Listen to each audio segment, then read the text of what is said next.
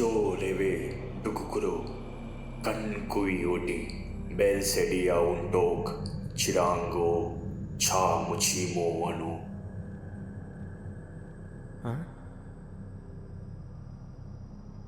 ఏంటి ఎక్కడున్నా నేను? నీ జీవితం ముగిసింది. ఇక నువ్వు చేసిన తప్పులకి శిక్షలను అనుభవించడానికి సిద్ధమవు. ఓ, నేను డెడ్ అన్నమాట. చిన్నప్పటి నుండి చనిపోయాక మనం ఎక్కడికి వెళ్తాము? అసలు ఆత్మలు ఉంటాయా లేదా? నరకానికి వెళ్తామా, స్వర్గానికి వెళ్తామా? ఓకే, ఇప్పుడు అర్థమైంది శిక్షలంటే నరకమే అని. అయినా నేను బ్రతుకున్నప్పుడే అన్ని రెక్టిఫై చేసుకున్నా కదా. అవునా? నీ దృష్టిలో తప్పులంటే ఏంటి? నువ్వేం తప్పులు చేసావు అనుకుంటున్నావు? బాగా తాగేవాడిని, ఫ్రెండ్స్కి కూడా మత్తు అలవాటు చేసిన, హోటల్స్లో బిల్లు కట్టకుండా తప్పించుకునేవాడిని, ఇంకా ఇంట్లో అబద్ధాలు చెప్పేవాడిని, ఇంకా చిన్న చిన్నవి చాలా చేసిన. కానీ అన్నీ మానేసినాగా. అయినా ఇవన్నీ నేను కింద ఉన్నప్పుడే రెక్టిఫై చేసుకున్నా కదా. అవి కాక ఇంకేం చేసావు? ఓకే, నాకు ఇప్పుడు అర్థమైంది మిస్టేక్స్ అంటే ఏంటో. సెల్ఫ్ రెస్పెక్ట్ లేకుండా ఉండడం, సెల్ఫిష్గా ఉండడం, ప్రాస్టిట్యూట్స్ దగ్గరికి వెళ్ళడం, అంతేగా. సరే, వాటికి ఇక శిక్షలు అంతేనా? అవి కాకుండా అలాంటి అసలు నేను తప్పులే చేయలేదు. మనిషి పుట్టే విధానంలోనే తప్పు ఉంది. నువ్వు పుడుతూనే తెలియక తప్పులు చేస్తూనే ఉంటావు. అంటే ఎలా? భూమి మీద ఎవరు ఎక్కువ కాదు, ఎవరు తక్కువ కాదు. సృష్టి మనుషులకి అన్నీ ఇచ్చింది. కానీ మనుషులు వారి పని సులభంగా అవ్వడం కోసం ఆవిష్కరణలు మొదలుపెట్టారు. అవి ఎంత దూరం వెళ్ళాయంటే ప్రకృతికి జరిగే నష్టాన్ని తగ్గించడానికి అదే ప్రకృతిని మళ్ళీ నాశనం చేసే వరకు వెళ్ళాయి. అలా మీ పుట్టుకతోనే ఎన్నో అనార్థాలు మీకు తెలియకుండానే జరుగుతాయి. అవన్నీ ఒక దశలోకి వస్తాయి. కానీ మీకంటూ ఆలోచన శక్తి వచ్చాక చేసే తప్పులు ఇంకొక దశలోకి వస్తాయి. అంటే ఇందాక చెప్పినవే. నీకు ఒకటి గుర్తు చేస్తా. ఆ రోజు ఆ అమ్మాయి ద్వారా చేసింది అదా? అసలు ఆ రోజు ఎందుకు అలా చేశాను నాకు తెలీదు. నేను ఎప్పుడు అలా చేయలేదు.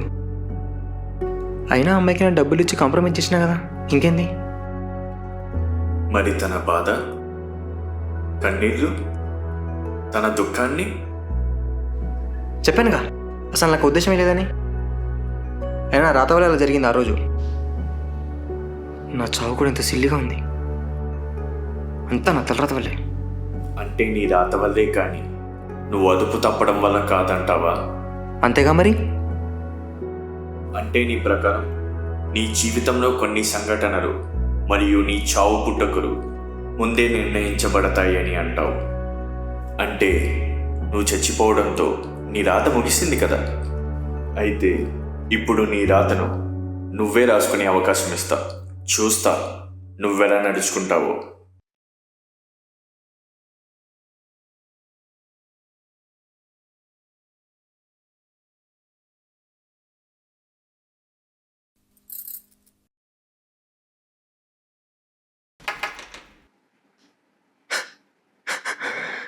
నన్ను క్షమించు ప్లీజ్, ప్లీజ్ నన్ను ఒక్కసారి క్షమించు ప్లీజ్. లే పైకి. అసలు ఏమైంది? నేను చేసిన తప్పుడు క్షమించు నన్ను ప్లీజ్. నేను అలా చేయకుండా ఉండాల్సింది.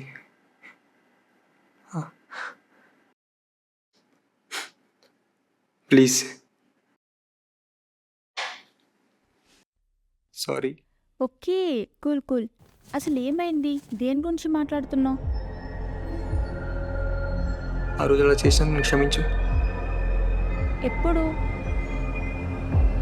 ఆ రోజు నిన్ను ఫోర్స్ చేయకుండా ఉండాల్సింది. ప్లీజ్, ఈ ఒక్కసారి నన్ను క్షమించు ప్లీజ్. హే, తాగొచ్చావా? అసలు ఏ రోజు గురించి మాట్లాడుతున్నావు? నేను అసలు ఒప్పించాల్సింది. ఎందుకలా నేను చేశాను? నేను ఫోర్స్ చేయడం నా తప్పే.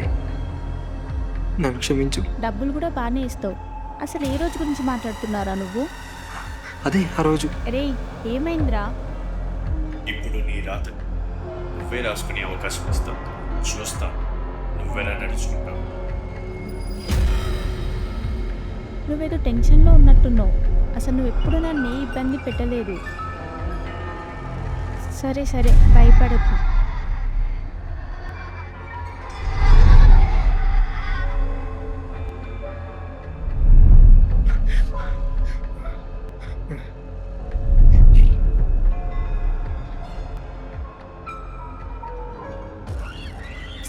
నాకు అర్థం అవుతుంది, కానీ లే, ఇప్పుడు వద్దు.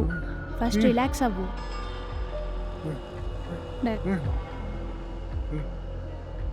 చెప్తే అర్థం కాదా? Please, please, ఇప్పుడు please, దాన్ని అయినా నాకు ఇప్పుడు ఓపిక లేదు. Please please please. చెప్తే విను.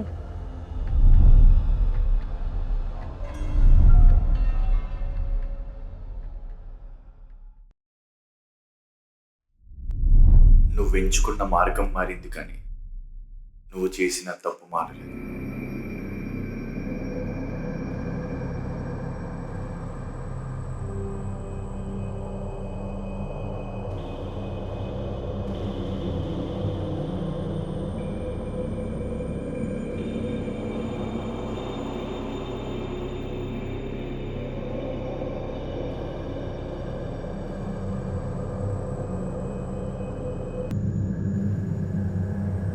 అంటే నా చావు బ్రతుకులు మాత్రమే నిర్ణయించబడతాయా? నా జీవితం నా చేతుల్లో ఉంటుందా? ముందుగా నువ్వు అలా చేయడానికి కారణం నీ మైండ్ నీ కంట్రోల్లో లేదు. అలా అదుపు తప్పి ఆ తప్పుని రాత మీదకి తోస్తున్నావు. ఇక మీ పుట్టుక అనేది ముందే నిర్ణయించబడి ఉండొచ్చు, కానీ మీ జీవితం మీరు అనుకున్నట్టే, మీరు మర్చుకున్నట్టే ఉంటుంది. ఇక మీ చావులు మీరు చేసే తప్పుల వల్ల కాదు, మీరు చేసే పని లేదా మీ జీవన విధానం పైన ఆధారపడి ఉంటుంది. అంటే ఒకరు కష్టపడి పని చేసి వయసు అవ్వకముందే ఆరోగ్యం క్షీణించి చనిపోతారు. ఇంకొకరు సుఖాన్ని అనుభవిస్తూ శరీరానికి పని చెప్పక చనిపోతారు. అలా ఒక్కొక్కరు వాళ్ళ పని వల్ల, బ్రతికే విధానం వల్ల చనిపోతారు. అంటే నేను నా తలరాత వల్ల చనిపోలేదా? మనిషి మనుగడ ముందుకు పోయే కొద్దీ కొత్త నియమాలు, నిబంధనలు పుడుతూనే ఉంటాయి. కొత్త చరిత్రలు లిఖించబడుతూనే ఉంటాయి. అది అందరికీ వర్తించేలా ఉండాలి. నువ్వు చెప్పిన తప్పులు స్వీయ హాని, స్వీయ సంతృప్తి.